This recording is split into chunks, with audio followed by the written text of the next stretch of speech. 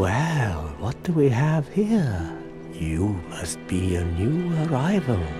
Let me guess, fate of the undead, right? Well, you're not the first, but there's no salvation here. You'd have done better to rot in the undead asylum. But too late now. Well, since you're here, let me help you out. There are, actually, 2 bells of awakening. One's up above in the undead church.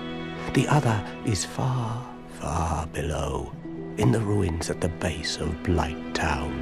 Ring them both, and something happens. Brilliant, right? Not much to go on, but I have a feeling that won't stop you. So, off you go. It is why you came, isn't it? To this accursed land of the undead?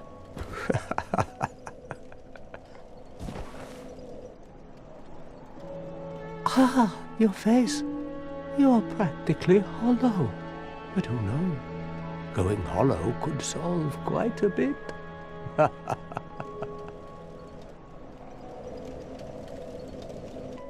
What? Restoring your humanity? Well, there are a few ways to go about it. Collect it bit by bit from corpses. Or you can butter up a cleric and get yourself summoned.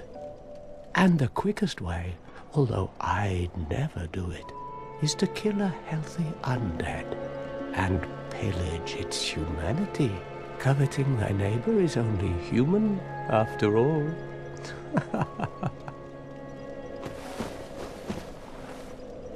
What are you looking at?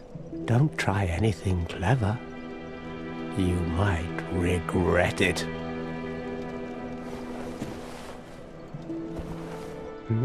What? You want to hear more? Oh, that's all we need. Another inquisitive soul. Well, listen carefully then.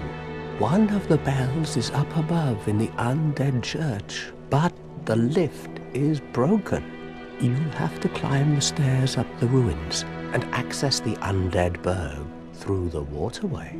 The other bell is back down below the undead burg, within the plague-infested Blight Town. But I'd die again before I step foot in that cesspool.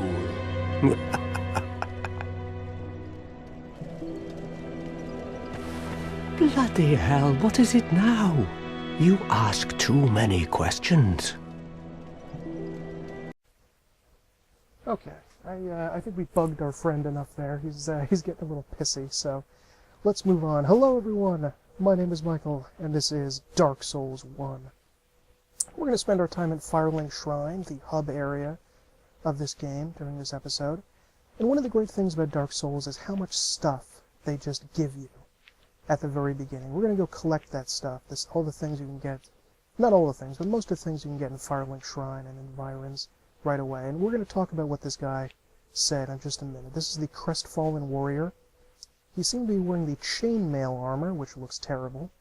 Chainmail is a really cool part of medieval armor, but it just doesn't look good in this game. And, yeah, something is just kind of wrong about it. We can get it pretty quickly, but it doesn't look good, so don't wear it. One of the key things about Dark Souls, you gotta look good. Let's go to the bonfire. Now that we're out of the tutorial area, we can level up, which is self-explanatory. You know, if you played any RPG game, you know you can level up right away. If you are in doubt about what you want to level up, because they give you a lot of freedom, you can always go for endurance. It is always useful, never going to be wrong. I'm going to get a little strength, because I'm going to want to be using a shield soon. And I think I need a few points of strength there. I started out as the bandit character, because he has high dexterity. I'm going to go for a dex build to contrast with the strength build from the last game. So I started to go as the thief. Also, the thief comes with a very special ring that we don't have a use for just yet, but we will many episodes from now. I'm also going to pop this Soul of a Lost Undead. Used to acquire souls. Souls are the source of all life, and whether undead or even hollow, one continues to seek them. These are what's known as hard souls. They're like bottled experience that you can carry around and pop whenever you want. and get some experience right away in case you want to level up or you don't have quite enough to level up, which I don't right now. So I'm going from 705. I really just need about 20 or 30 more, but the smallest one we get in this game has 200 souls. It's going to grab a little bit of strength here, I think. Dangerously low vitality, but that's alright for now. Kindle and reverse hollowing, these other two things here, those we don't want to screw around with just yet, because we don't really need to right now.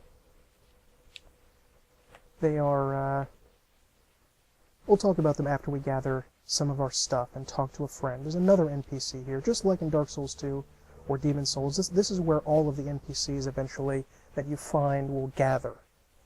Not all of them, but the ones that you sort of find throughout the world, they pop back here just like they would to Majula. Now, I know it's tempting to say that Dark Souls is such a hard game, but it really grants you a ton of stuff early on, a big pile of goodies for you to play around with, although admittedly, you do kind of have to know how to use the goodies in order to make full effect of them, but let's gather them up right now. Some hard humanity, which I have not talked about just yet, but I will after we gather some stuff.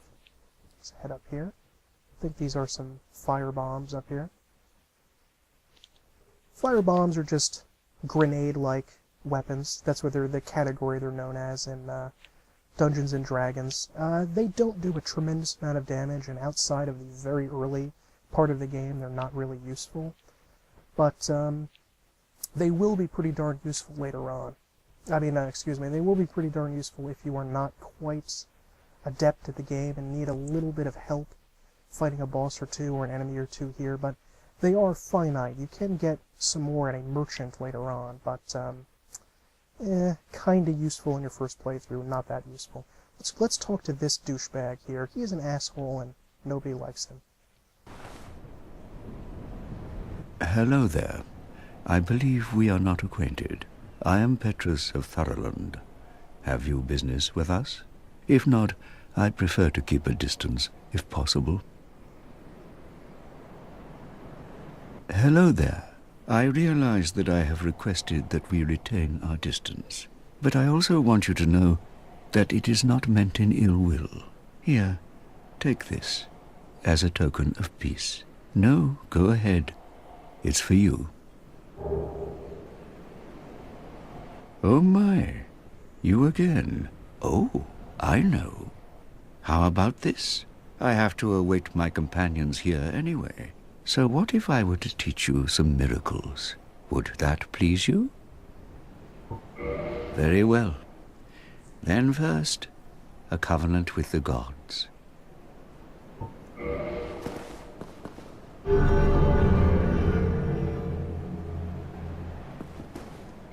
Now let me share my miracles.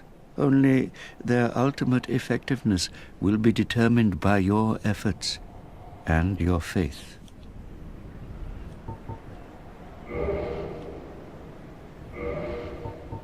My companions are Milady and her young knights. She is young, but burdened by an undead mission. We are her defenses, to keep her from harm. An undead mission? Regrettably, I cannot share that with you. But you are my pupil. Perhaps if you show your faith. I'm afraid that may be difficult, for our missions are sacred. This guy is Petrus of Firelink, a cleric, a faith-based character, and he has miracles, divine magic for D&D players out there. He sells these at outrageously overblown prices. Do not ever buy anything from him. These are crazy. Several thousand souls too much. And he has here these talismans. This is what you want to use in order to cast miracles. If you're a faith-based character, you would have started out with one if you play as the cleric. But don't buy one. We can get one pretty early. Yeah, don't buy these. Now, both Petrus and the, yes, thank you, Petrus. Both him and the crestfallen warrior over here gave us information that only really we're going to be able to understand as we play the game. He mentioned, Petrus, his companions as Lady and the Young Knights. Well, they're not here yet. We have to do something. We have to defeat a boss before they arrive. So what he says is kind of meaningless to us at this point. Petrus is an asshole. He is unpleasant. He is a jerk. He gave us an item called a copper coin. Old Man McLoith, god of medicine and drink. I like him. Coins have no value in a world where souls are the currency. And this has no value until considerably later in the game, to the point where its effectiveness is essentially irrelevant.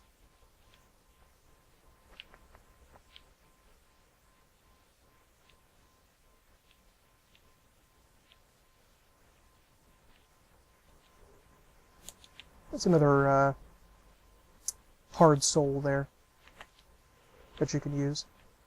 One irritating thing about this game is that items auto-equip to your quick slot. I'm sorry about that, but a subhuman creature left his fucking car alarm on. Sorry about that, and I had to wait for it to stop. Now, remember the crestfallen warrior told us a bunch of things. What our mission is, what's our quest, what's our goal? In a lesser game like Dragon Age, we would get a little quest list that says, do this, do that, go here, get this, find 4 rabbit pelts or something like that. That's all you had to do, essentially, in Dragon's Dogma. There's virtually nothing else. Well, our goal in this game, at the moment, is to ring the bells of awakening. We do not know what that means at this point. We do not know what purpose that is. We only know that that's the vaguest of vague directions. We will find out what that means later on, but that's what we're supposed to do. And you have no clue where these bells are, what that means, where to go, where Blighttown is, or the Undead Parish. I think you mentioned the Undead Parish. But, yeah, they really give you very little to go on. And honestly, I spent so much time in the first area during my first playthrough, I totally forgot about what the heck he said about the bells. I completely forgot about it, so I had no frickin' idea. He also mentioned before the crestfallen warrior, that the lift is broken. This is the lift. This is the elevator right here. It's broken right now, but if you pop in it, you can go to this little secret passage and get to a special little secret area. Let us take a look at some very special cool items that we get. We get cracked red eye orb. We get Morning Star and a talisman. And we get the Homeward Bone. Let's take a look at some of these items. The cracked red eye orb, invade another world. What this does is essentially allows you to invade another player. Very similar to how you can do it in Dark Souls 2. Invading another player around sort of forced multiplayer, where if you use the item, you essentially attack another person's world somewhere out there, and appear in their world as a red phantom, sort of you but covered in red light. And you're sort of like an invading killer who is not attacked by the nearby enemies. You're sort of a monster yourself, and you attempt to kill the PC in that level. So if you're playing online, this is a quick way early on to do it. We also find a Morning Star. Morning Star is a pretty darn good weapon. In this game, let's take a look at the moveset.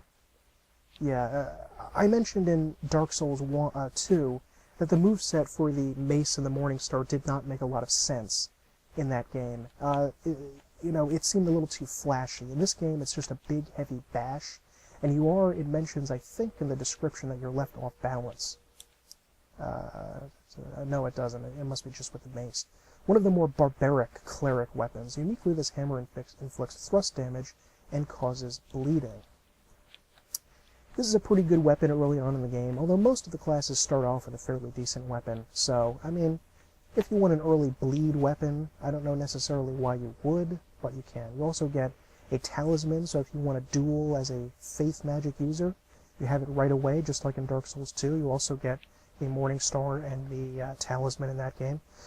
Excuse me. Although in that game, there was kind of a purpose to it. Or in that game, there was no purpose to it. In this game, there kind of is. It took me a long while to figure this out, especially in the first game. But the stuff down here is supposed to be Petrus's secret stash. he has these weapons, he has these talismans, he has all of this stuff down here, and cracked red eye orbs, which means that he is invading other people and killing them and stealing their humanity, which is not a good thing. Humanity, by the way, let's take a look at this, is one of the most mysterious of items. Rare tiny black sprite found on corpses, used to gain 1 humanity and restore a large amount of HP. This black sprite is called humanity, but little is known about its true nature. If the soul is the source of all life, then what distinguishes the humanity we hold within ourselves? This seems to be sort of like a... I mean, it's not a soul exactly. Is it the essence of humanity? I mean, in the West, the soul sort of is considered the essence of humanity, but how can humanity be solidified? I mean, what does it exactly look like? Like, how do you put it in your pocket and carry it around? I don't know. But you can use this to gain humanity, which, after a bit, I'm going to show you. This contains some Lloyd's Talismans. Lloyd's Talismans are used in PvP. Talisman utilized by Allfather Lloyd, Cleric Knights, to hunt down the undead. Blocks Estus recovery within a limited area. In the outside world, the undead are accursed creatures, and Lloyd's Cleric Knights are widely praised for their undead hunts. This blessed talisman blocks undead recovery, allowing the knights to fight with impunity. These are useful for PvP. You can toss them away, and your enemy has now lost his ability to heal. Although higher level PvPers usually have piles of humanity around, which incidentally, not only does it give you humanity, it also restores your health greatly if you use them. So, that Lloyd's Talisman is really only a PvP item, except for one special thing that it can do later on in the game. It can't really do it now. You don't really have any use for it at the moment, and you probably shouldn't be invaded early this on. If you take a look down there, you may be able to see that this is a graveyard. Some sort of cemetery back here. Again, these people apparently just died the old-fashioned way and did not come back as corpses, like the cool kids do. You may also be able to see some scattered... You can't really make it out from here, but there are scattered bones, a shield, and a sword there. Those are skeletons. They are monsters down there, and they are too tough for our character at this point in the game to bother with. Really don't bother fighting them. It's not that useful, but there are a bunch of items within, you can see there, a cemetery that we want to go get. Since there is such a convenient bonfire nearby, just run back and suicide to get them and die. It doesn't matter. We have virtually no souls, so we're going to be doing a little bit of that. Up front here, there is, I think, a Lost Undead soul? So, large soul of a Lost Undead. I think that's 800 souls. These guys have bleeding weapons. They are have falchions and scimitars. They are actually pretty darn tough, these enemies, because after you smash them, they reform. If you remember the blood-covered skeletons from Castlevania Symphony of the Night, that after you hit them, they rose back up, that's what these enemies do until you finally bash them down. They're not as bad as the skeletons in the next area, in the catacombs, which never die, essentially, unless you do something very specific, but they can still be pretty annoying. Let's take a look. Oh, what's this? I love the hidden stuff. Another soul of the Lost Undead. Not that valuable, but at this point in the game, every little extra bit of souls helps. Let's try over here. Oh, darn it. Damn it. If you take a look back here, you see these chests, or I guess there's just one. This is something that I never figured out in my first couple of playthroughs. I actually have to hear this online. What this is, if you lose a plot critical item, like you destroy it or just get rid of it for some reason, it will appear, like a key you need or something like that you need to beat the game, it will appear in this chest. So, I can remember a few games back in the early days, back in the DOS and early Windows era, where you could theoretically lose a plot-critical item or key and just never get it back. Just never get it back, and the game would be broken. But this game doesn't do that. Take a look at this beautiful statue here of this woman with a child. We're going to be seeing this statue quite a bit, or variations upon it. She seems to be on some sort of earthen setting, like she's sitting on a tree branch or something. But that recurs later on. Maybe it's just sort of a it could perhaps have a meaning, or it might just be in reference to, you know, Mary and Jesus, common motif in medieval Western art. Let's take a look over here. I think this is just a soul item. There's nothing much over here. Yeah, just a soul of a lost undead. Now the first item I think we're going to get is a... what is it now? Probably the spear. Yeah, we'll go get that first. And we might be able to actually use that spear. The winged spear. Again, we're not going to be engaging with these enemies because we're not quite where we need to be. And there's a big guy over here. Yep, winged spear. They will occasionally drop a regular-sized falchion. This is a soul item. Large soul of the lost undead. And down here is a crummy shield, the caduceus round shield. It's kind of irrelevant. I don't know what those guys were doing. These guys should have chased me around. I guess they just have a really low draw distance for seeing me or something. I don't know. That's very peculiar. Huh. Okay. Maybe they're just lazy. Lazy bones. Okay, let's pop back over here. Those guys can chase you all the way down here, by the way. Although usually they'll give up along the way. I'm going to draw your attention now to our bird friend up there. I don't have much to say about him right now, because we need to advance farther in the game to get to that lore point. Let's just take a look at that bird up there. Yeah. That's pretty cool, isn't it? You can't interact with that bird just yet. We need to advance a little bit more. We can't talk to it or anything, but we can do something special with it later on. He will actually fly us back to the Undead Asylum, which has become a regular level now. And there's a few things in there we want to get, but we can't just get there right now. That is pretty cool. But we can't right now. Let's take a look at some of the things we got. We got a winged spear, which we can use as long as we two-hand it. One of the coolest things, and one of the things that I can actually remember thinking as I was reading about this game before buying it, was, oh cool, we can use spears. We so rarely get to use those in, I think, a lot of the modern RPG games. I'm trying to think. You can't use them in Dragon's Dogma. You can't use them in Dragon Age. I guess you probably can use them in Skyrim. I have to confess something that may shock people, but I've never actually played Skyrim. I've played 3 and 4 of the Elder Scrolls, never played Skyrim. And spears are very interesting weapons, because right away you'll notice that it has a very small area where it actually attacks. It's a very small point that you have to actually reach. So if you want to swing across and hit a bunch of enemies with a sword, it actually seems better with the sword. But the spear, you can only hit a very small, narrow little area. That can make it very difficult at times with bosses, where you want sort of a big slashing strike in order to hit them. Another thing about the spear is that you can actually use it when you have your shield up. I can't actually display that right now because I don't have the strength to use it, and I will be showing you a much better spear later on. This is a spear you can get early on, but it's not actually the best spear you can get early on in the game. That comes later. But if you want an early game weapon, you can do worse.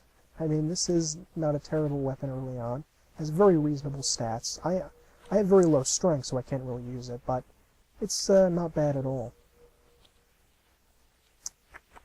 And the caduceus shield, you'll notice here.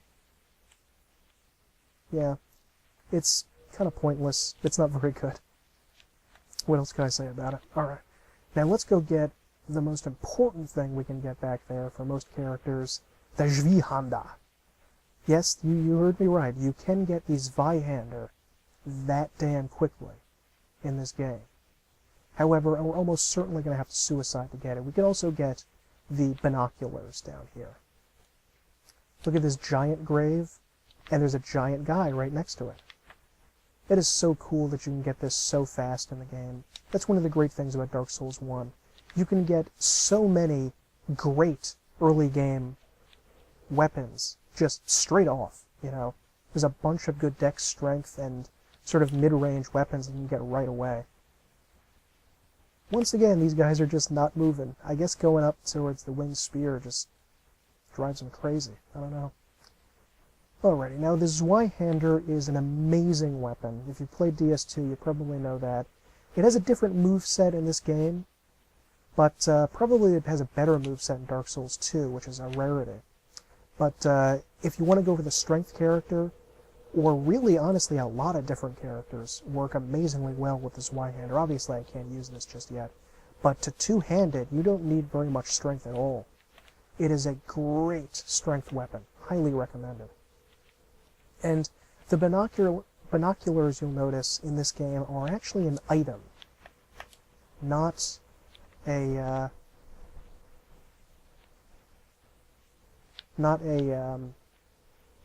weapon that you have to equip.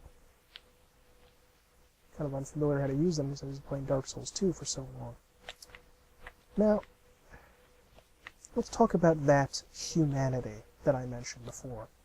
If we use our humanity here, like that, you'll see the 1 and the counter up there on the screen came up. We'll go to a bonfire. We can go to reverse hollowing. Well, what does that mean exactly? Well, let's see. We are now essentially appear to be a human. And if we die just one time, that's gone. We will revert back to being a zombie. And if you are a human, you have some unique advantages. I was not clear on what those advantages were early on in the game, and I think it is stupid that they don't tell you. There are a lot of things that I like to learn on my own, but there are some things that we need to be told why you need to be human. One of those things is that you can be invaded if you are a human, which can make life difficult, but you can also summon people to help you in the game. And I think that that is a brilliant message to give, especially to people that are socially awkward or something like that. Because the message is almost identical to how it is in life. If you allow yourself to go out there and meet people and interact with people and live a life that is not solitary, you are going to encounter assholes, people that want to do nothing but hurt you and do horrible things to you, and that is nasty and terrible, and that's the invaders. But you're also going to meet a lot of friends to cooperate with, and those are people who are great, they have fun, they make things so much better, which is exactly what interacting with other people is like in the real world. If you try, just like if you try to ask a bunch of people on a date, well, you are going to be met with a lot of disappointment and a lot of nastiness and a lot of meanness, and you are also going to be met with a lot of kindness and a lot of love and a lot of good things. So I really like that it teaches you that message. I think that's a good message to have. Now let's pop down here for a second and talk or look at this person. Take a look in there.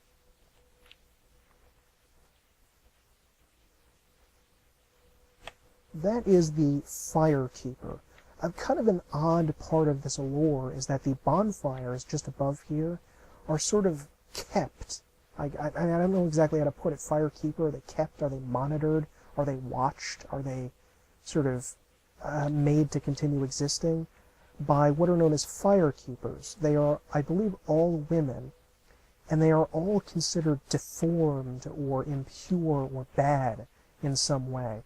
This woman actually has her legs broken and smashed and covered in blood, and she has her tongue cut out. No response, she can't speak. What these people will allow you to do will go and fulfill the role of the Emerald Herald in making your Estus flasks stronger, but she has to actually devour a soul of another Firekeeper in order to do it. We can't really interact with her beyond that at this point. And where the game sort of wants you to go, it's interesting what Dark Souls 1 does. It's a very natural thing to do. There are multiple places to go right now. One is the Catacombs. Another one is down to the New Londo Ruins. Another, if we have the Master Key, which I of course have, is down into Blighttown or the Undead Parish. And another one is to the Undead Burg. Now, if you don't have the Master Key, really, the Blighttown Undead Parish option is gone, but that's still a significant number of places. You still have, 1, 2, 3, 4, 5, is it 5 places to go early on? However, and you can't go to any of these. You can go to any one you want. However, not all of them are safe. In fact, this one right over here, this is the only one that you're designed to go to at the very beginning. All of the other ones are incredibly difficult for your first run through, and without an upgraded weapon or knowing the secret to how to defeat enemies that won't just go down with a regular strike, you're going to be screwed, badly screwed, and you are going to be in serious trouble, mate. So, really, that's the way they want you to go. But I'm not going to go that way. I'm going to cheat a little bit here and explain to you the secret way that you should go. So if this is your first time through the game, this is really the way, and you followed my advice in the tutorial to get that master key, this is the way you ought to go. Even if you can't get the master key, there's still sort of an underneath part of Firelink Shrine that you can go to get some stuff, and I'll show that to you right now. Just head down here. What does this say what I think it does? Yeah, weakness jumping. Don't jump off there. That's going to kill you. You're going to notice that there's going to be a lot of signs around here from other players telling you to try jumping, and about 1 out of the 90, out of the 100, they are going to be right. Just stand in this little step here and take an elevator down.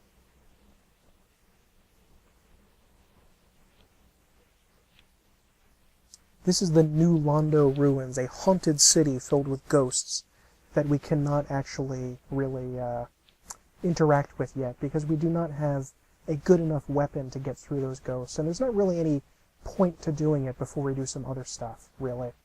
I don't think there are any weapons in there even to get.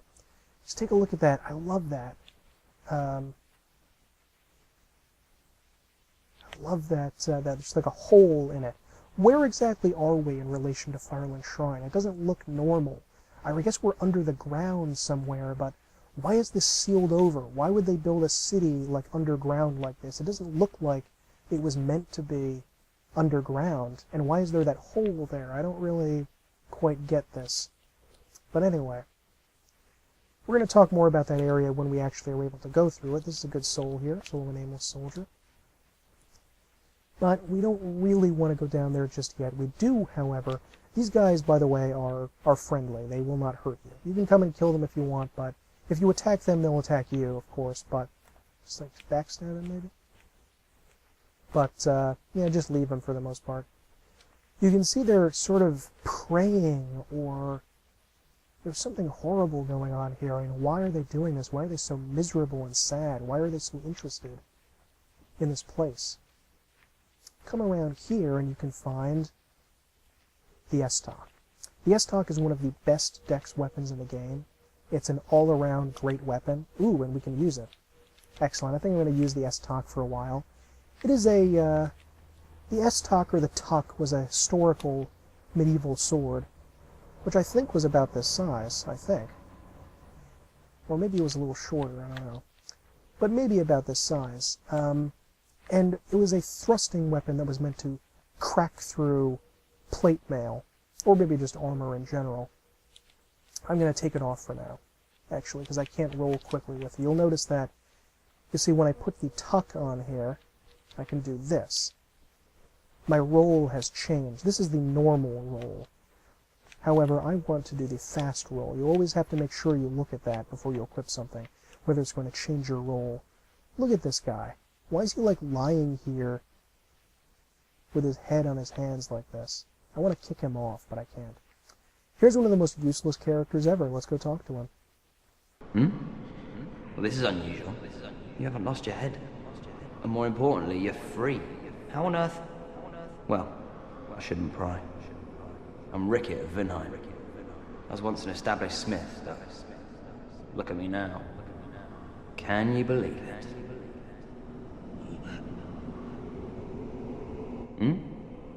What is it? Have you? Oh no. Don't worry. I've no intention of escaping. It's safe here. I can't bear the thought of going hollow out there. Although, I must admit, I've not much to occupy myself. How about this?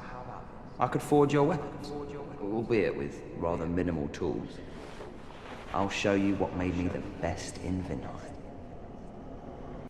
This guy is the one and only magic blacksmith in the game. He will craft weapons that will scale highly with the enchanted and magic weaponry.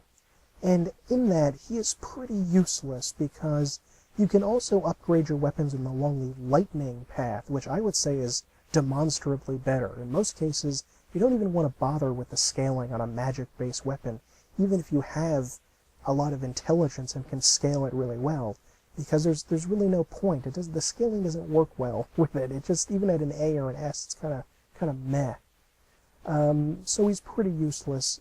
Unfortunately, I don't think he sells anything beyond a couple of spells. So if you are a early level mage character and are desperate to get some spells, or you want a catalyst early on, I don't think there's one for a while past this one, I think.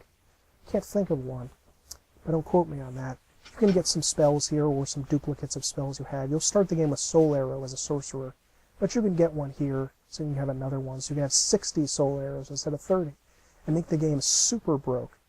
But, yeah, you don't really... It says to reinforce weapon or armor, but you don't have any of the materials to reinforce things with anyway. So, not a whole lot of point there to this guy. Yep. Alright there, Rickard. You're pretty much served your usefulness. Okay, well I think we're coming up at about the half an hour mark, and just in closing about Firelink Shrine, they give you a lot of good stuff early on, and you should make sure to take advantage of that and scour everywhere to make sure you're not walking out there with just your dick in your hand. You gotta get all the good stuff that you need. So, until next time, where we're going to continue on into this first little area, I will see you then.